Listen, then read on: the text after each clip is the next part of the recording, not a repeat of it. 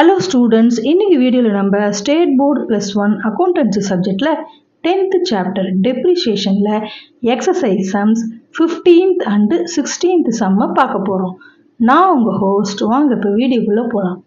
15th சம்ல on 1st October 2014 a truck was purchased for 8 lakhs by Lakshmi Transports Limited. Depreciation was provided at 15% per annum under diminishing balance method. 1st October 2014 truck வாங்குறாங்க. How much? 8 lakhs. எத்தனை percentage depreciation? 15. Then என்ன method? Diminishing balance method. On 1st March 2017, the above truck was sold for 5 lakhs. இப்போ 14ல வாங்கின truck 8 லேக்ஸை அதை 2017ல sales பண்ணுறாங்க. how much? 5 lakhsக்கு. Accounts are closed on 31st March every year. Find the profit or loss made on the sale of the truck. இதில் statement தான் ப்ராஃபிட்டா லாஸா இந்த ட்ரக்கை சேல்ஸ் பண்ணதால அப்படின்னு ஃபைண்ட் அவுட் பண்ண சொல்லியிருக்காங்க. calculation of profit or loss போட்டால் போதும். இப்போ பாருங்கள், உங்களுக்கு 2014ல இருந்து 14ல என்ன இன்ஃபர்மேஷனா 8 lakhs வாங்கினது, அதுக்கப்புறமா 15% டெப்ரிசியேஷனு அக்டோபரில் வாங்கினதுனால எப்போ க்ளோசிங் பீரியடு?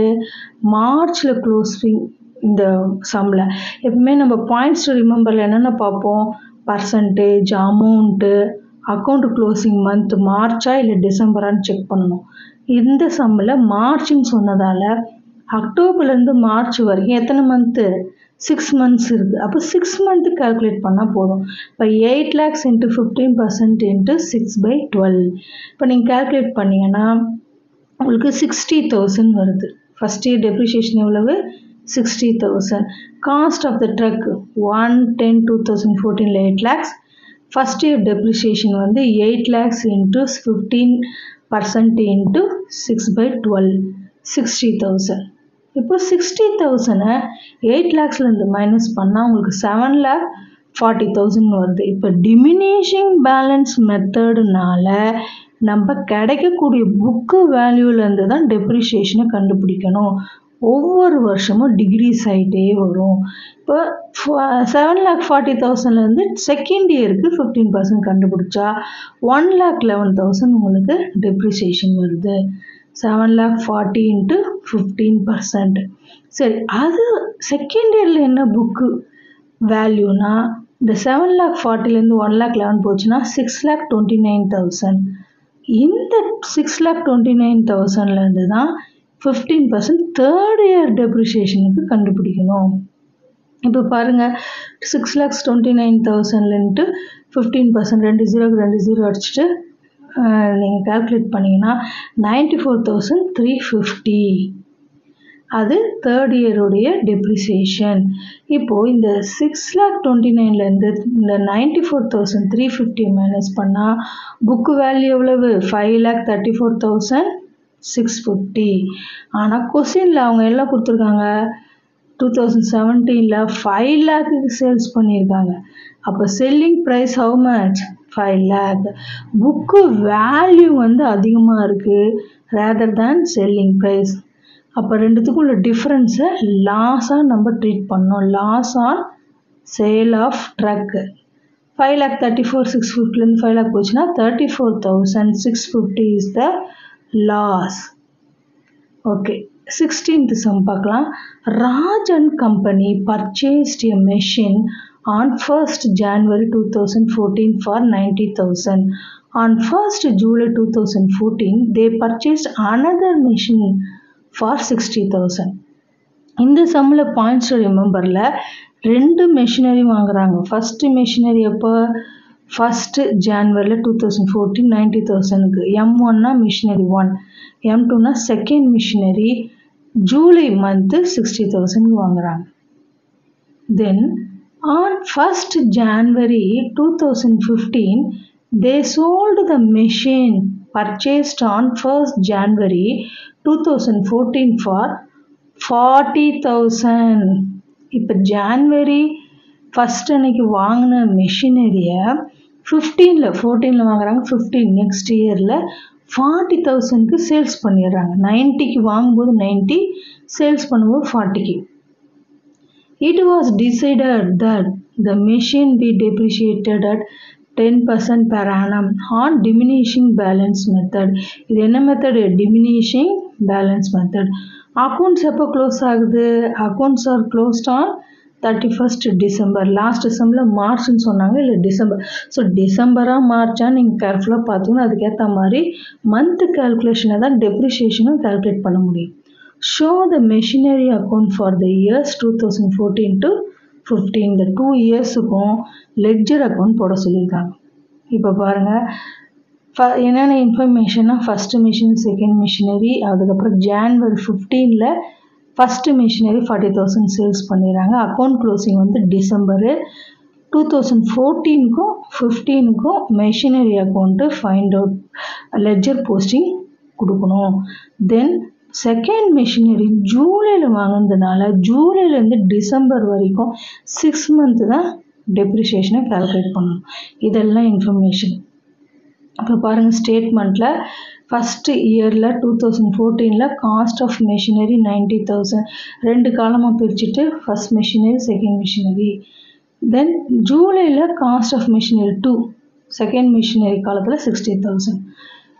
அதுக்கப்புறம் ஃபஸ்ட்டு மிஷினரிக்கு டிசம்பர் 31 அந்த இயரோடைய லாஸ்ட் மந்த்து தானே கால்குலேட் பண்ணணும் டெப்ரிஷியேஷனு. அப்போ 90,000க்கு 10%னா 9,000.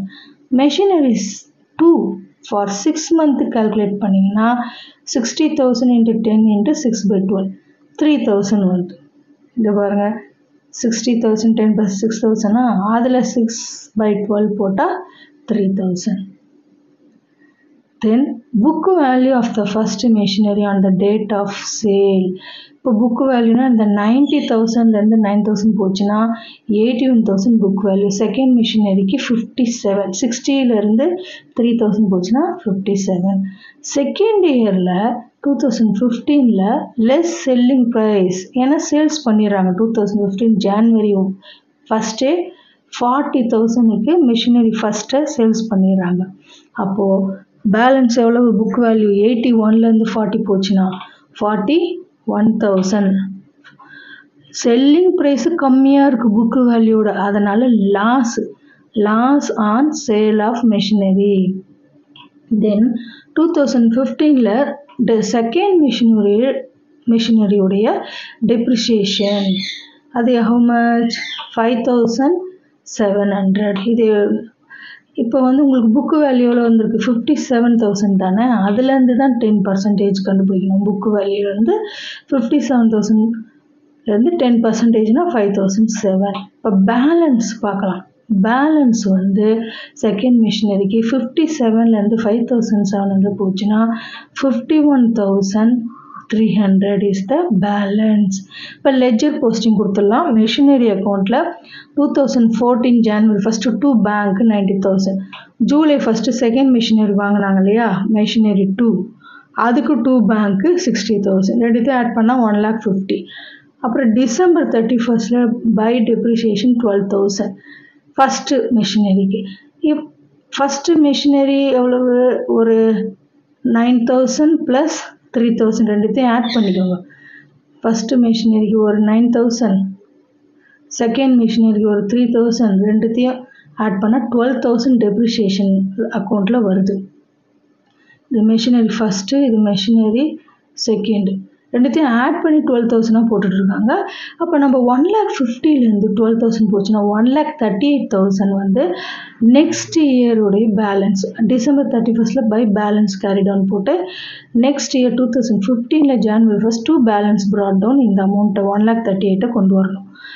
இப்போ 2015ல் ஜூலை 1 அன்னைக்கு சேல்ஸ் பண்ணிடுறாங்க இல்லையா ஃபஸ்ட்டு மெஷினரி, அது பை பேங்க்குன்னு போட்டு எவ்வளோக்கு சேல்ஸ் பண்ணியிருக்காங்க? 40,000க்கு.